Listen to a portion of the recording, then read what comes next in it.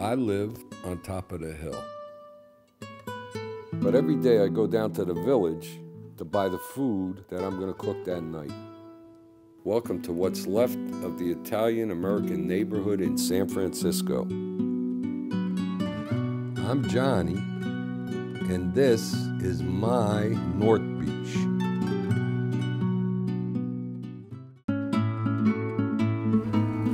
Little City was closed, so we got to go find a place where I can get some beef and some chicken. So we're going to walk further into Chinatown and see what we can find.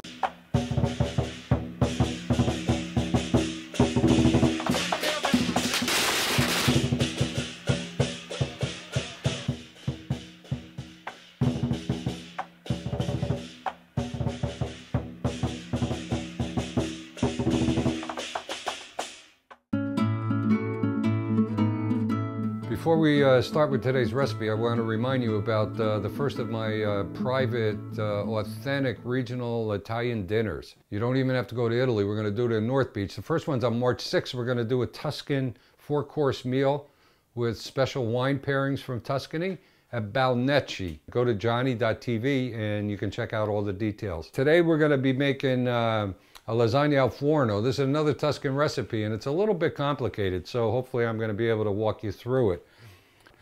So over here, I grated up some fresh mozzarella and some fresh Parmigiano Reggiano, and this cheese mixture is going to be one of the layers. Then I'm going to make a balsamella, a bechamel sauce, and that's just going to be with some butter, with some flour, and some milk. So the bechamel is going to be a second layer of this lasagna.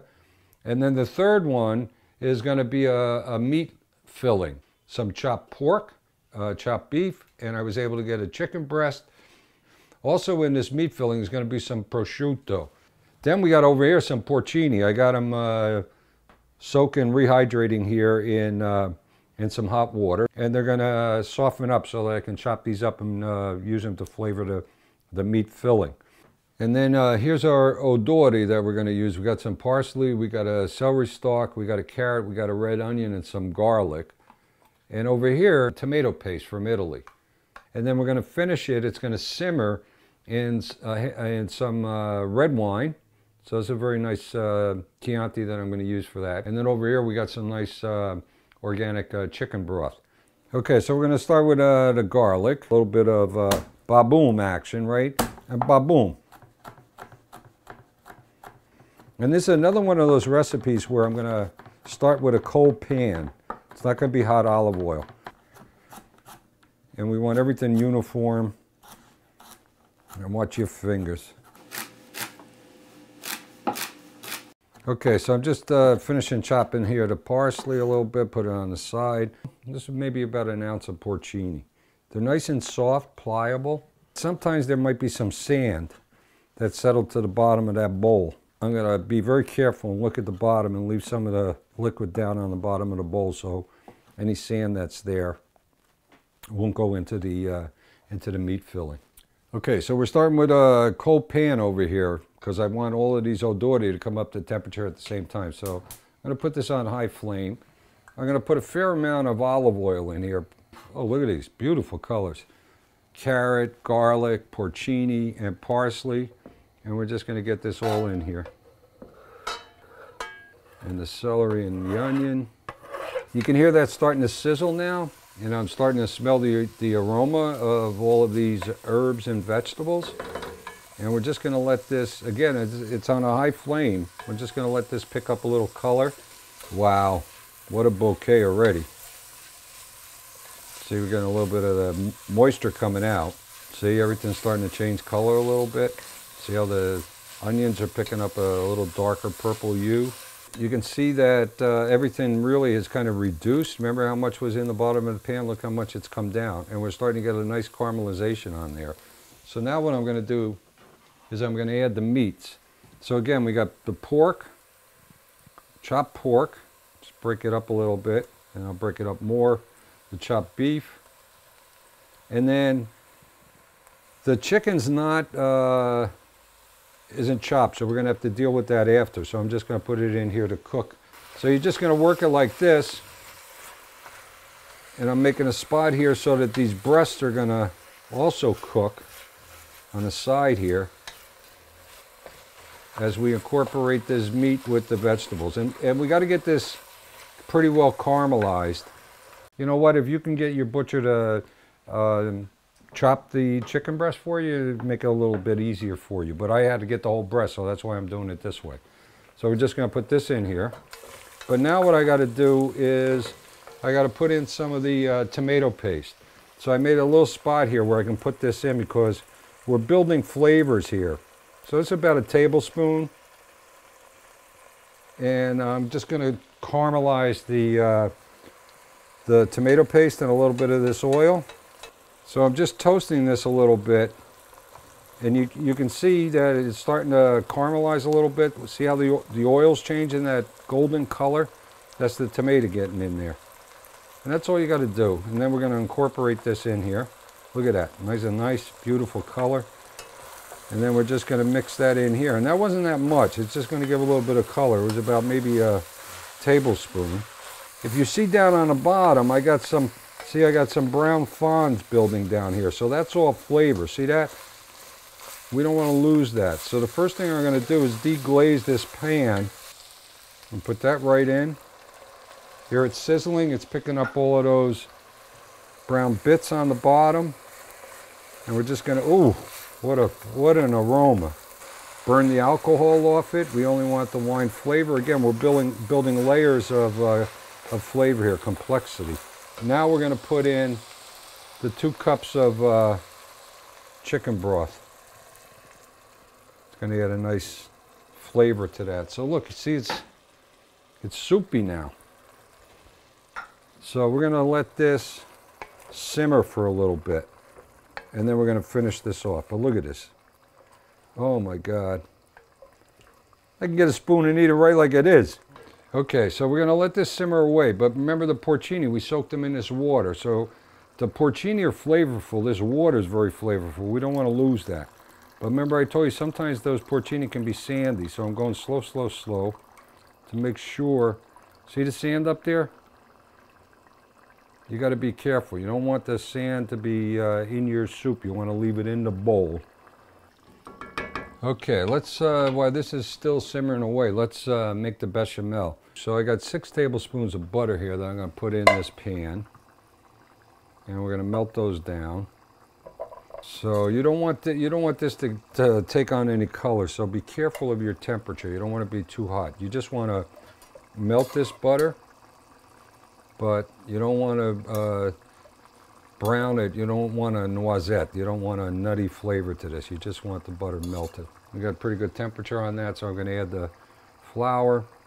And you don't want this to be lumpy, so you want to whisk it well. And we're going to cook this just a little bit, so it will take on a little bit of a tan hue. And you can tell when it starts to tan up a little bit like this, that's pretty much going to be what you need to cook the flour. So now I'm adding 3 cups of milk to this. And when it gets to the right consistency, we're going to set it aside along with the meat filling and then we're going to make the pasta, and I'll show you how to assemble this lasagna al forno. Okay, so here's our bechamel. Look at this. This will thicken a little bit more when it comes off the heat, but see how smooth it is? I didn't allow any lumps. So I'm going to shut this off. If you want to be particular, I'm going to add a little salt to this. Again, this is my Sicilian sea salt in the grinder. And secret ingredient, right? We're in Tuscany, so they like a little bit of nutmeg. But nutmeg goes a long way, so don't use too much of it. Just going to get a little bit in here. But that's looking good. Okay, so now that that's off the flame, I'm going to add the prosciutto to finish our meat sauce. And let that flavor of the prosciutto mix with all the rest of the meats, the vegetables, the herbs. Look at this. Remember where we started all that liquid? This is just perfect. So here's our pasta sheets for the lasagna. The water's boiling. These are going to cook very quickly, so I'm going to just put them all in, and then we're going to take them out and we're going to put them in ice water. So I got to get these in here. And they're not going to take that long at all.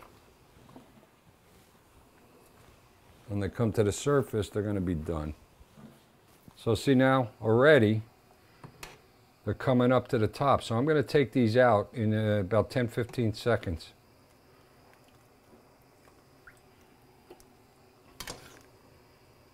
See now with that olive oil, hopefully they're not going to be sticking together. Okay, so now we're ready to assemble the lasagna. So I buttered a pan here, and I got some of the lasagna noodles dried on a clean kitchen towel. And we got our three fillings. We got the meat filling, the bechamel, and the grated Parmesan and mozzarella. So you want to take a little bit of the meat filling and just put a little bit down on the bottom. Spread it out a little bit. So you see what I'm doing here? I'm fitting this pasta in here, but I want it to stay up on the top, on the sides, because I'm going to fold that over. I'm going to fit that one that way. And you want to overlap, right? See how I'm doing here?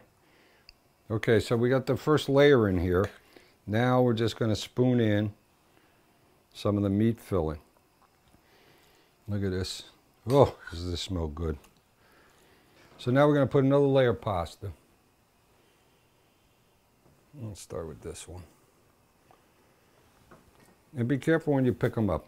Now, because we got that pasta on the side there, see, I don't have to worry about that. And that's it. Okay, so now we're going to do the second layer. On top of the meat, I want to put that bechamel. Remember I made that? Look at this.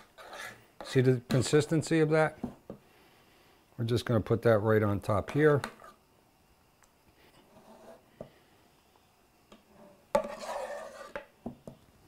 Nice. Now we'll finish it up with one more layer. Look at that. Okay, so we had the meat, we got the bechamel. Look at this.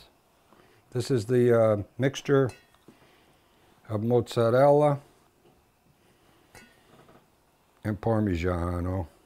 Okay, now remember I put the around the edges here, so now we're going to fold this over. Seal this up.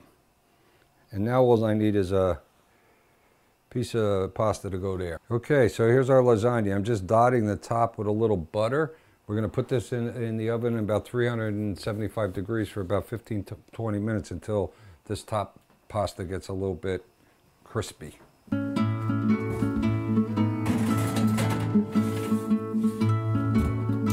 Here's the lasagna al forno, so it's just out of the oven. You notice the top layer of pasta got a little bit brown. That's what you want. It's going to give it a nice nutty flavor. Okay, this is set up a little bit. Still warm though. Let me see. So you see the meat, you see the bechamel. Oop, that piece wants to fall.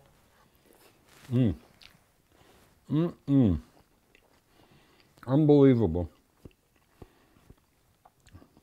Much more delicate and sophisticated than a lot of those really heavy tomato and cheesy lasagnas. This bechamel sauce and a little bit of mozzarella and Parmigiano, and this meat sauce, absolutely fantastic.